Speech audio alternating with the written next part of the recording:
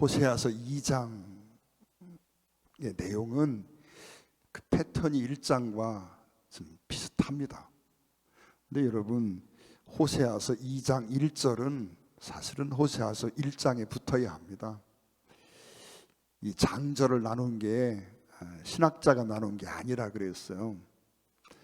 여러분, 성경 출판업자가 그 전에는 호세아서 1장부터 마지막 장이 그냥 하나로 돼 있단 말이에요.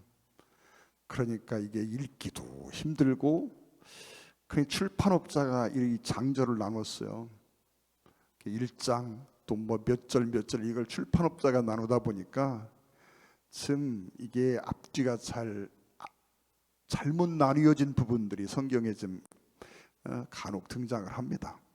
호세아서 2장 1절은 1장에 붙어야 되는 내용입니다. 2절부터 오늘 본문 23절까지 내용을 보면 1장과 패턴이 같은데 2절부터 13절까지는 하나님을 배신하고 떠나간 이스라엘에 대한 하나님의 어떤 탄식, 슬픔, 분노, 이런 내용들이 13절까지 나와 있습니다. 특별히 5절 말씀에 보면 그들의 어머니는 음행하였고 그들을 임신했던 자는 부끄러운 일을 행하였나니 이는 그가 이르기를 나는 나를 사랑하는 자를 따르리니 그들이 내 떡과 내 물과 내 양털과 내 삶과 내 기름과 내 술주를 내게 준다 하였습니다. 이스라엘 백성들이 하나님을 배반하고 떠나갔습니다. 그리고는 그들이 하는 말이 바알을 찾아가고 아세라를 찾아가고, 그러면서 그들이 입으로 토해내는 말이 뭐냐? 우리가 먹는 음식이나 또는 입는 옷이나 마시는 물이나 재물이나 이런 걸 다 그 신이, 그 바알이 내게 주었다, 아세라가 내게 주었다 라고 말한다는 겁니다. 여러분, 8절에 보면 곡식과 새 포도주와 기름은 내가 그에게 준 것이요 그들이 바알을 위하여 쓴 은과 금도 내가 그에게 더하여 준 것이요는 그를 그가 알지 못하도다. 여러분, 그 뒤에도 9절도 보면 그러므로 내가 내 곡식을 그것이 익을 계절에 도로 찾으면 내가 새 포도주를 그것이 맛들 시기에 도로 찾으며 또 그들의 벌거벗은 몸을 가릴 양털과 내 삶을 빼앗으리라. 여러분, 이스라엘 백성들이 바알을 찾아가고 아세라를 찾아가고 그러면서 말씀드린 것처럼 먹는 것도 입는 것도 사는 것도 이게 다 바알이 줬다라고 말하고 있습니다. 하나님이 뭐라고 말씀하시느냐 하면 다 내가 준 건데 그들이 그렇게 말하고 있다는 거지요. 하나님이 얼마나 속상할까 하는 생각을 해봅니다. 그래서 하나님이 어느 날 분노하셔서 내가 그들에게 주었던 것들을 다 빼앗을 것이다 그러면서 또 11절에도 보면 내가 그의 모든 희락과 절기와 월삭과 안식일과 모든 명절을 폐하겠다라고 말합니다. 그래서 2장 2절부터 13절까지는 우리가 내용을 다 살피지 않았지만 하나님을 배신하고 떠나간 이스라엘을 향한 하나님의 어떤 탄식, 슬픔, 분노 이런 내용들이 섞여 나오고 있습니다. 그런데 여러분, 14절에 가면 분위기가 180도 달라집니다. 아니 도대체 이게 뭔 일이야 싶을 만큼 분위기가 전혀 달라집니다. 14절부터는 하나님이 그들을 용서할 뿐만 아니라 사랑하고 그들에게 이렇게 복을 줄 것이다 하는 내용들이 14절부터 이렇게 등장합니다. 여러분, 남편과 아내라고 하는 이 관계를 통해서 지금 하나님과 이스라엘 백성들의 관계를 설명하고 있습니다. 1장에서도 살펴보고 2장 13절까지의 내용을 통해서 부부 관계로 하나님과 이스라엘 백성들 간의 관계를 설명하고 있는데, 아내가 자식을 셋이나 낳았습니다. 그런데 그 아내가 남편을 배반하고 집을 나가버렸습니다. 그리고는 다른 남자를 찾아가 그 품에 안겨 있습니다.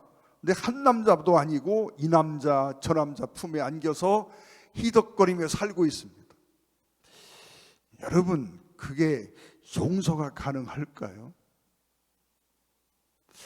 여러분, 그럼에도 불구하고, 이런 여인임에도 불구하고 용서가 가능할까요?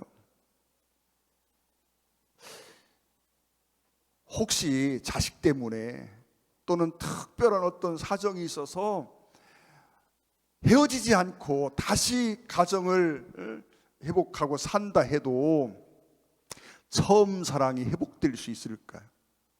또 그를 향해 여보 사랑해 어쩌고 이런 얘기가 가능해질까요? 아무리 생각해봐도 여러분, 다시 그 가정이 이어졌다 해도 첫사랑이 회복되거나 가정의 화목이 회복되거나 그건 어렵다 하는 생각을 해보게 됩니다. 그런데 여러분, 16절 말씀 한번 보겠습니다. 여호와께서 이르시되 그날에 내가 나를 내 남편이라 일컫고 다시는 내 바알이라 일컫지 아니하리라. 여러분, 하나님이 말씀합니다. 이스라엘 백성들을 향해서 너희가 하나님을 부를 때 내 남편 이렇게 부를 거라는 거예요.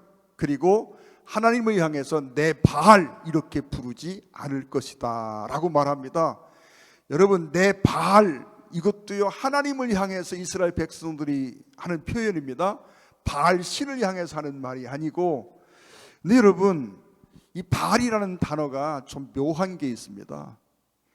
남편이라는 단어가 히브리어로 두 개가 있습니다. 하나는 이쉬라고 하는 단어입니다. 내 남편이라 할 때 곧 남편은 이쉬입니다. 그런데 뒤에 있는 바알도 사실은 남편이라는 뜻을 가지고 있습니다. 이 바알이라는 단어가 고유명사로 쓰여질 때에는 바알 신의 이름을 뜻합니다. 그런데 이 바알이라는 단어가 보통 명사로 쓰여지면 남편이라는 의미가 있습니다. 그래서 하나님이 지금 말씀하시는데 너희가 나를 부를 때에 내 남편, 내 이씨 이렇게 부를 거라는 겁니다. 나의 이씨, 나의 남편이라 부를 거라는 거예요. 그리고 다시는 내 바알이라 이렇게 부르지 않을 것이다 라고 말합니다. 바알도 남편이라 그랬어요? 하나님을 향한 지칭입니다. 이 바알 신을 향한 지칭이 아닙니다. 오해하지 마세요. 그런데 여러분, 이씨와 바알은 남편이라는 단어이지만 의미가 조금 그 속 내용이 좀 다릅니다. 이씨는요, 동등한 관계에서 서로 사랑하고 아끼는 관계, 여보 당신 이런 관계입니다. 그런데 바알이는 그런 의미가 아닙니다.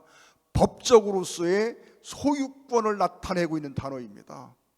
다시 말하면 왕으로서 어떤 여인과 결혼했습니다. 그런데 동등한 관계가 아니라 그의 어떤 소유가 된 아내, 그런 의미를 가지고 있습니다. 소유권을 이야기하는, 주권, 소유권을 이야기하는 개념입니다.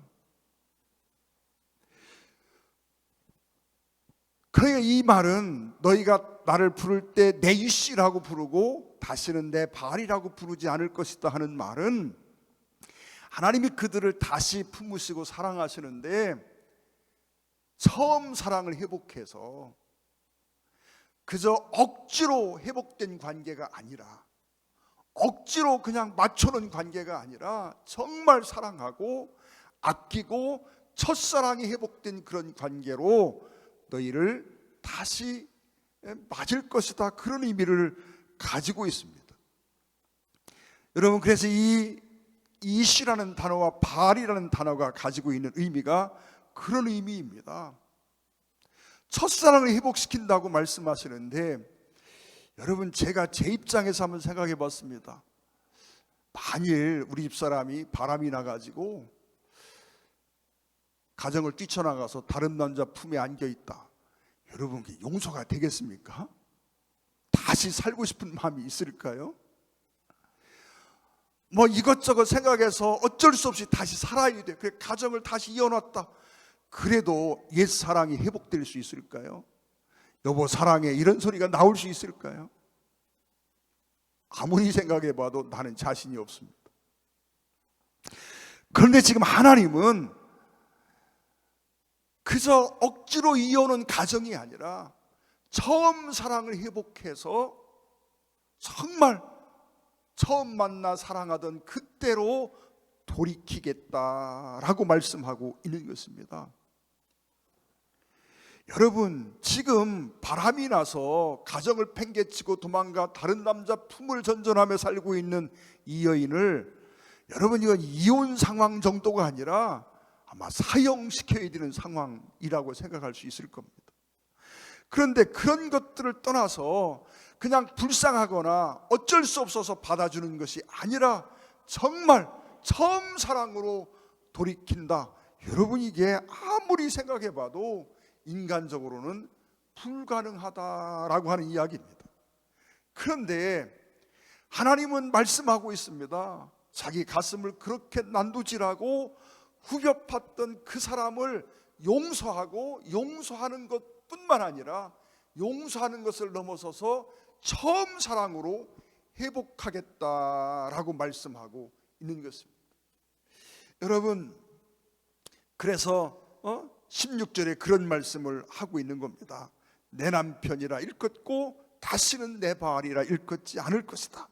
그러면서 19절에 가면 내가 내게 장가들어 영원히 살되 공의와 정의와 은총과 긍휼이 여김을 내게로 여기며 긍휼이 여김으로 내게 장가들며 진실함으로 내게 장가들리니 내가 여호와를 알리라.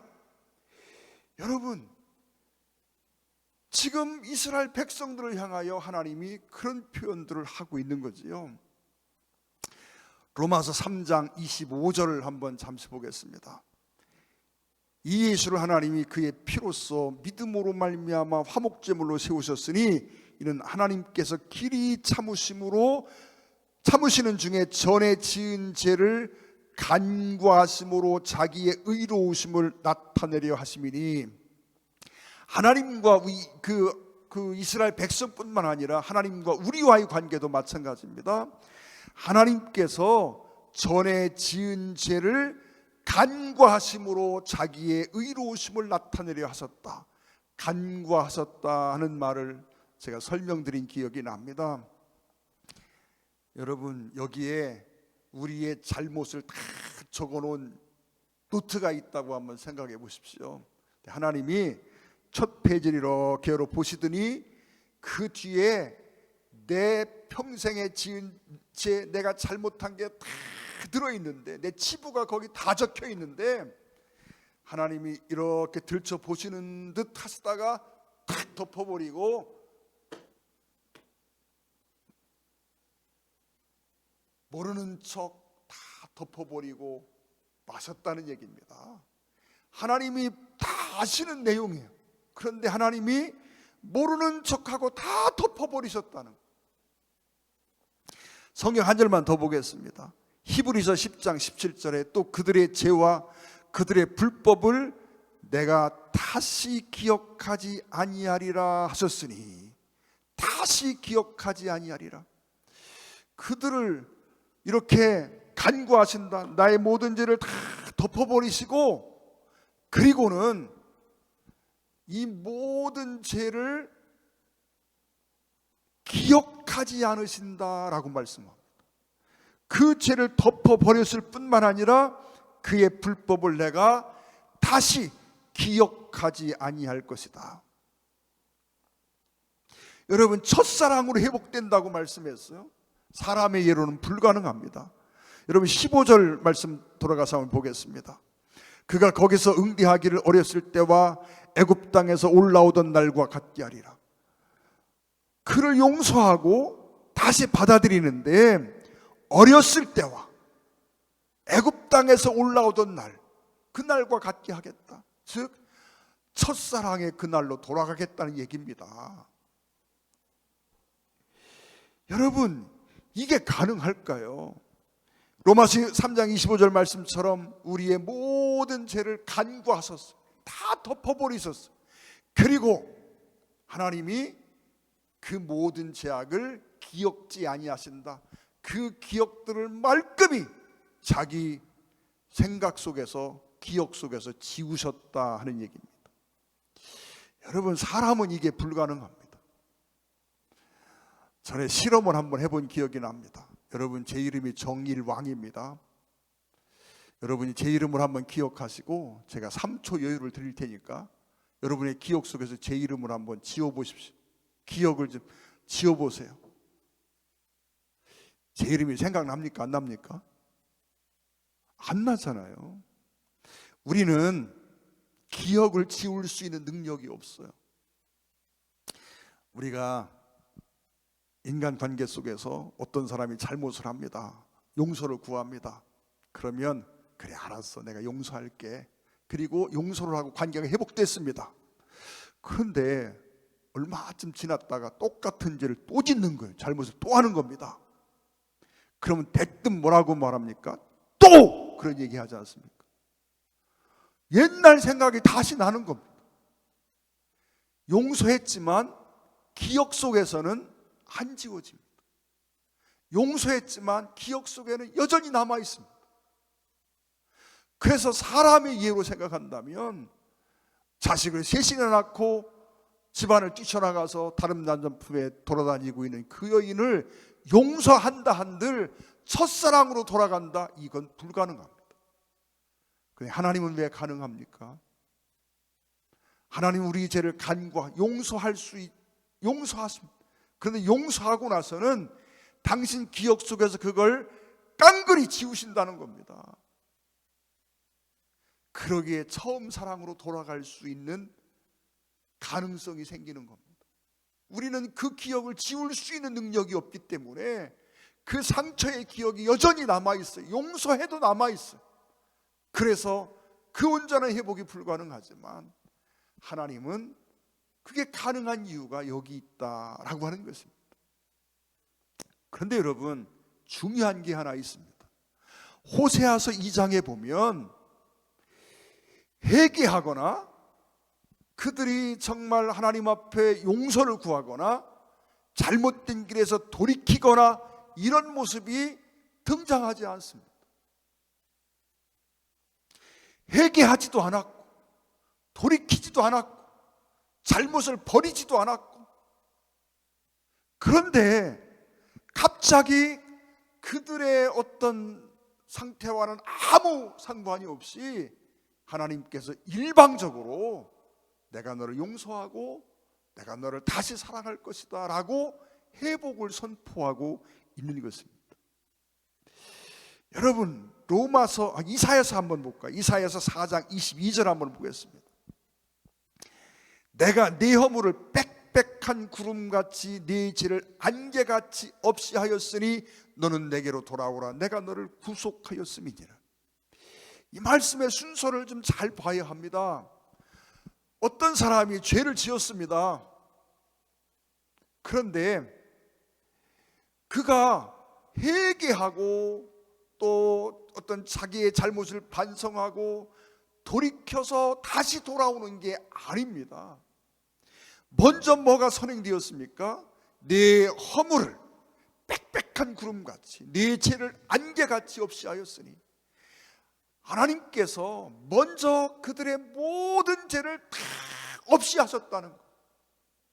그러니 너는 걱정하지 말고 돌아오라 라고 말씀하고 있는 것입니다.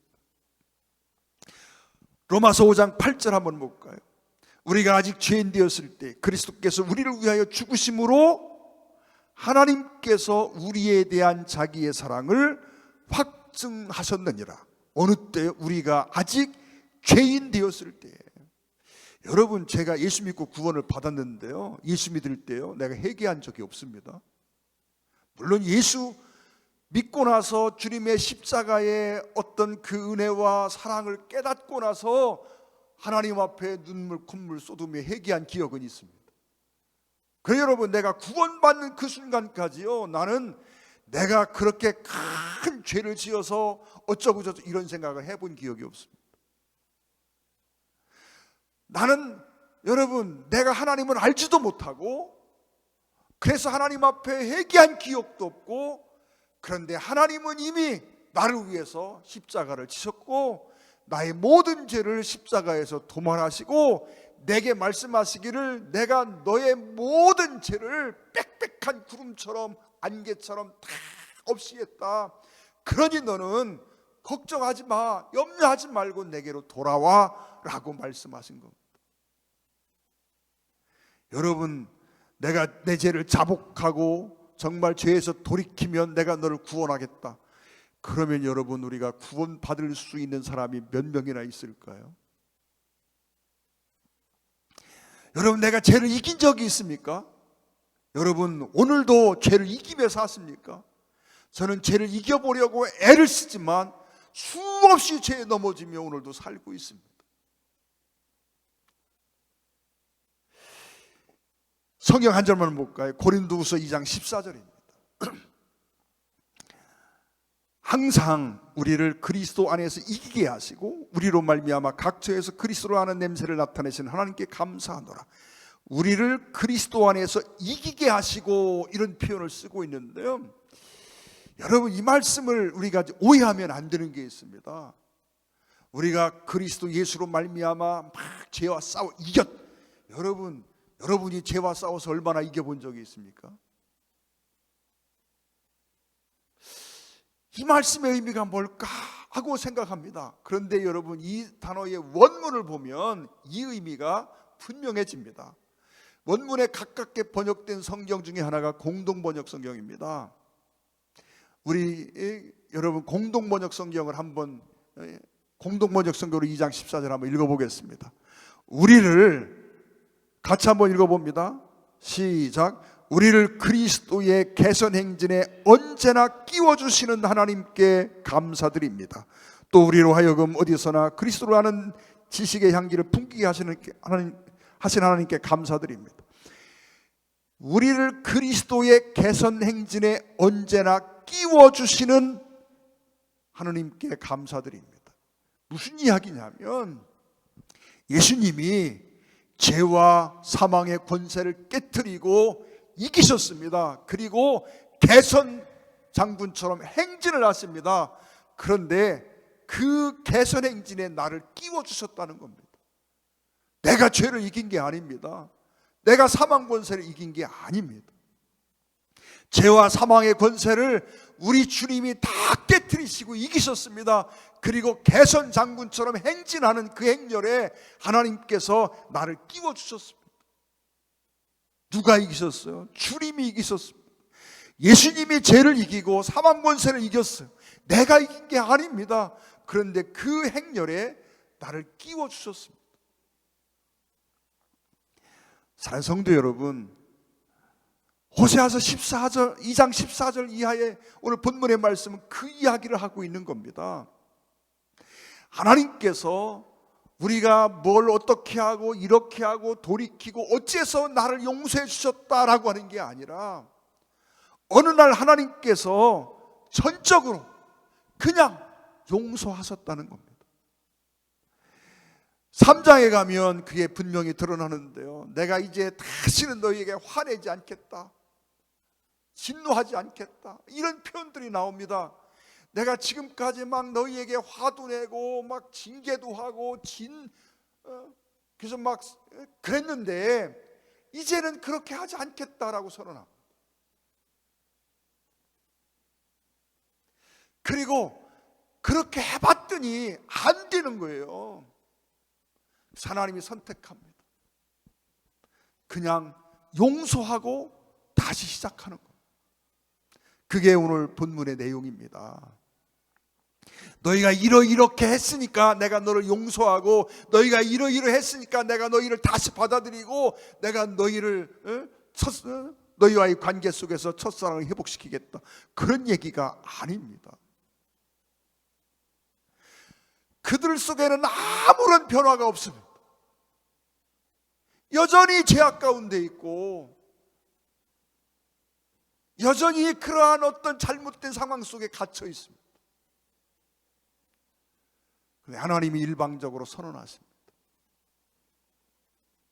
내가 너희를 다시 받아들이고 너희의 관계를 첫사랑의 그날로 돌이키겠다라고 선언하고 있는 내용입니다.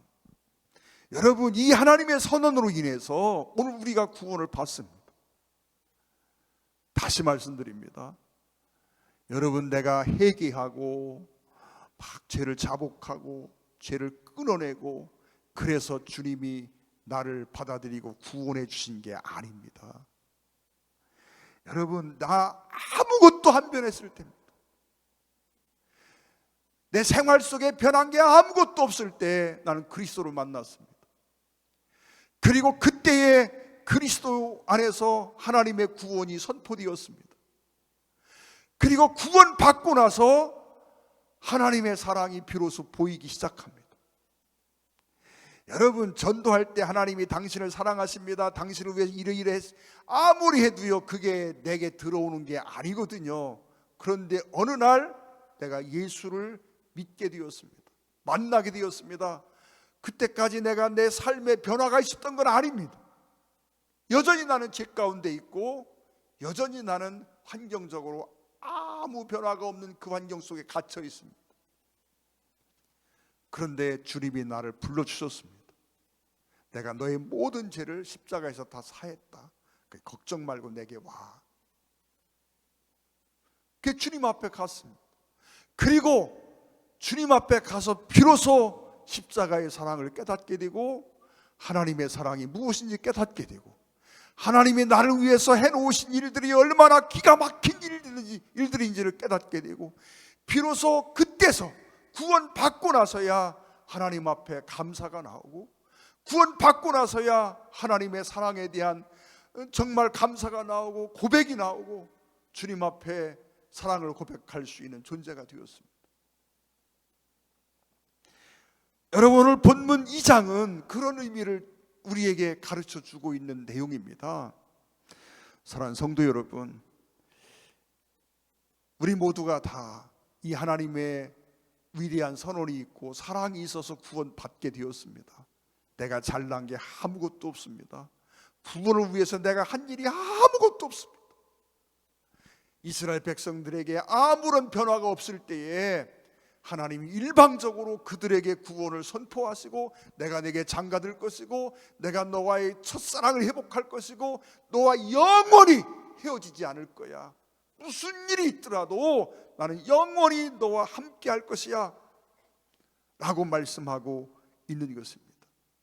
여러분, 우리가 이 하나님의 사랑에 대한 분명한 깨달음을 갖고 그 은혜 안에서 감사하시고 그 안에 은혜 안에서 하나님께 영광을 돌리고 찬양하는 저와 여러분이 되기를 주의 이름으로 축원을 드립니다.